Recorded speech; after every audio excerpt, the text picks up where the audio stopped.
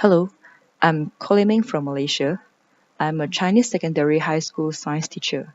I have been teaching for 6 years. In my 6 years of teaching, I always face a problem. That is, the students are always lack of motivation to take up initiative to learn. And this is the very common situation or problem in Asian country or maybe in my country because students mainly learn just because of examination. They study just because they are facing examination. It sounds very sad, but yeah, it's a real case happening in my country. So with a lot of frustration, I enroll into this course so that I can find out what can I do or maybe some suggestions, what that I can do some more to make a learning process really happen among students. So first of all, I would like to share what are the four key learnings that I've got from this course. So first of them are the idea of belongingness to the learning community. So it is to make the students or even teachers feel like they are so welcome in the group and they will get enough assistance when they are in need.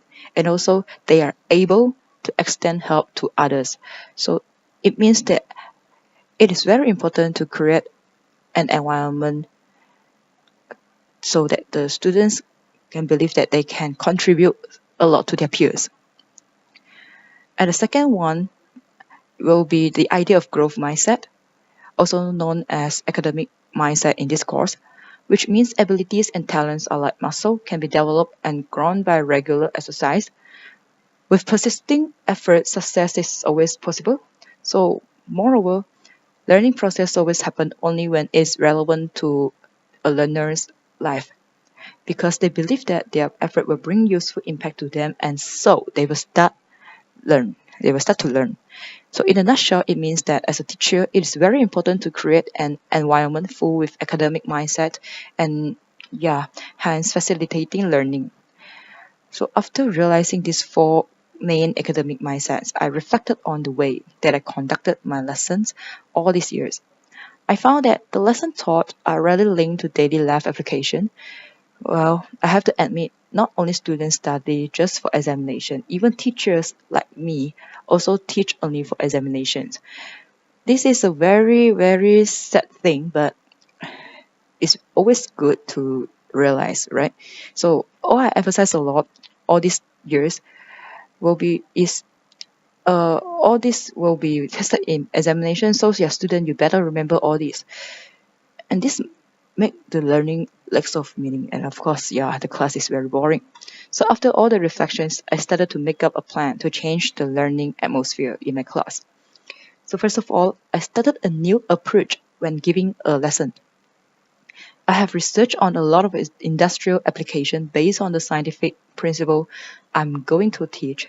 By doing so, not only the students learn more, and also I learned a lot too. But including all these materials in my lesson, some students started showing interest.